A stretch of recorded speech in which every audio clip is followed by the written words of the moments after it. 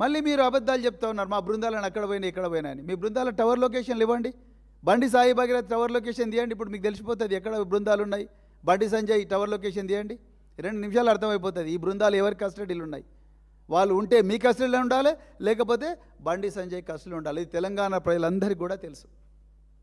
అందుకొరకే మీరు మే 15వ తారీఖు నాడు వేటి న్యూస్ వాళ్ళు పెట్టిన కాంక్లేవ్లో మీరు నిస్సహాయంగా ఒక రాష్ట్ర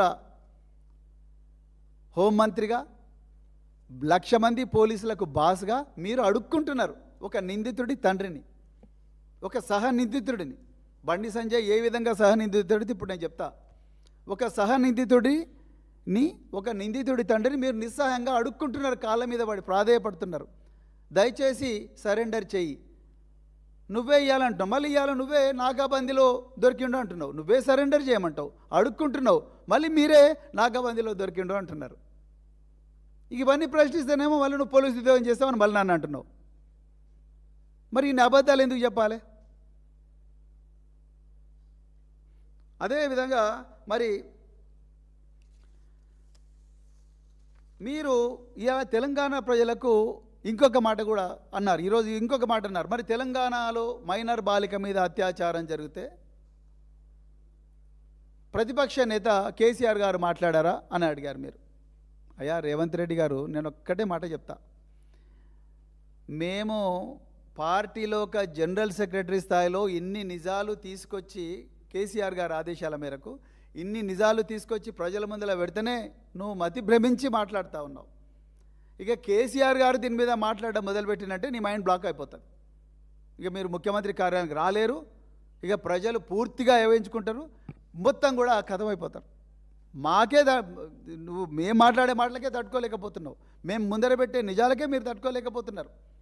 ఇక కేసీఆర్ గారు దీని గురించి మాట్లాడితే మీరు కథమైపోతారు, ఇది వాస్తవం.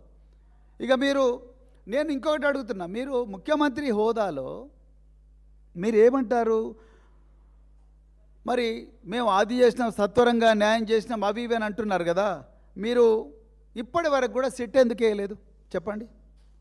మీ సైబరాబాద్ పోలీస్ కమిషనర్ గారు కేవలం రితిరాజ్ అనే ఒక ఐపీఎస్ అధికారి, కూకట్పల్లిలో డీసీపీగా పనిచేస్తున్నారు. వారు దీన్ని పర్సనల్గా ఇన్వెస్టిగేట్ చేయాలని మాత్రమే, మానిటర్ చేయాలని మాత్రమే వారు ఒక మెమో ఇచ్చారు. కానీ మరి మీరు ట్యాపింగ్ కేసులో మరి హైదరాబాదు పోలీస్ కమిషనర్ గారు, అదేవిధంగా ఒక 4 ఐపీఎస్ ఆఫీసర్లు, అదేవిధంగా 4 ఏసీపీలు, 2 ఇన్స్పెక్టర్లు, దాదాపుగా 9 నుంచి 10 మందితో పాటు 2 సిట్లు వేశారు టాపింగ్ కేసులో.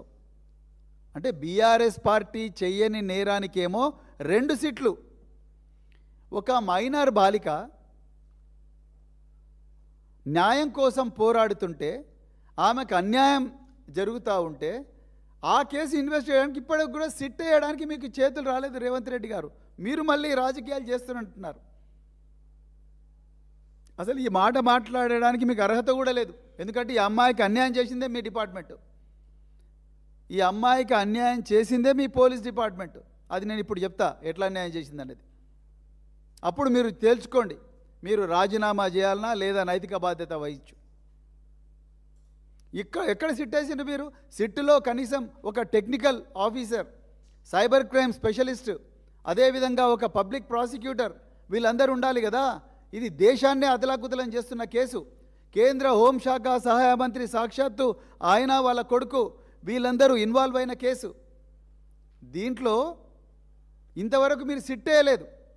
మీరు వచ్చి పత్రికల ముందర ఈరోజు కేటీఆర్ మీద, లేకపోతే కేసీఆర్ గారి మీద, వీళ్ళందరి మీద మీరు మాట్లాడుతూ ఉన్నారు. ఏ అర్హత ఉన్నది మీకు? మీరే న్యాయం చేయనప్పుడు. ఇకపోతే మరి ఈరోజు ఇంకొక విషయం నేను తెలంగాణ ప్రజల దృష్టికి తీసుకురావాలని అనుకుంటా ఉన్నా. ఇప్పటి వరకు బండి సాయి భగీరథ్ మే 16వ తారీఖు నాడు అరెస్ట్ అయ్యారు. మరి ఆయన ఈరోజు 21వ తారీఖు. ఇంతవరకు మరి బండి సాయి భగీరథ్ గారిని, మరి ఆయనను చెర్లపల్లి జైలు నుంచి పోలీసు కస్టడీకి సైబరాబాద్ పోలీసులు కోరలేదు. నిజానికి ఎప్పుడైనా కూడా ఈ సాక్ష్యాలన్నీ కూడా ఫ్రెష్గా ఉన్నప్పుడే జనరల్గా పోలీస్ కస్టడీకి తీసుకుంటారు. ఇంకా టైం ఉంది పోలీస్ కస్టడీకి, ఎందుకంటే 15 రోజుల లోపల ఎప్పుడైనా తీసుకోవచ్చు, 60 రోజుల లోపల ఎప్పుడైనా పోలీస్ కస్టడీకి తీసుకోవచ్చు. కానీ 15 రోజుల కన్నా ఎక్కువగా పోలీస్ కస్టడీకి ఎవ్వరు ఇవ్వరు, ఏ న్యాయ వ్యవస్థ కూడా ఇవ్వదు. కానీ మీరు ఎప్పుడు పోలీస్ కస్టడీకి తీసుకుంటారనేది అందరూ 1000 కళ్ళతో ఎదురు చూస్తున్నారు. కానీ ఇప్పుడు మీరు చేస్తున్న కామెంట్స్, మీ ఎంపీలు చేస్తున్న కామెంట్స్, అదేవిధంగా బీజేపీ నాయకులు, మరి ముఖ్యంగా పైడి రాకేష్ రెడ్డి లాంటి వాళ్ళు, అదేవిధంగా బండి సంజయ్ గారు మళ్ళీ మీడియాకు వచ్చి చేస్తున్న కామెంట్స్, ఆ కుటుంబాన్ని బెదిరిస్తున్న తీరు చూస్తే మాత్రం ఈ కేసులో ఈ అమ్మాయికి న్యాయం జరుగుతున్న నమ్మకం రోజు రోజుకు సన్నగిల్లుతున్నది.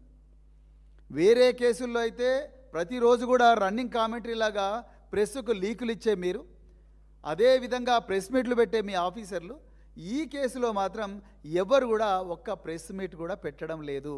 అంటే నిజాలను ప్రజల నుంచి దాస్తూ ఉన్నారు. ఇవాళ నిందితుడికి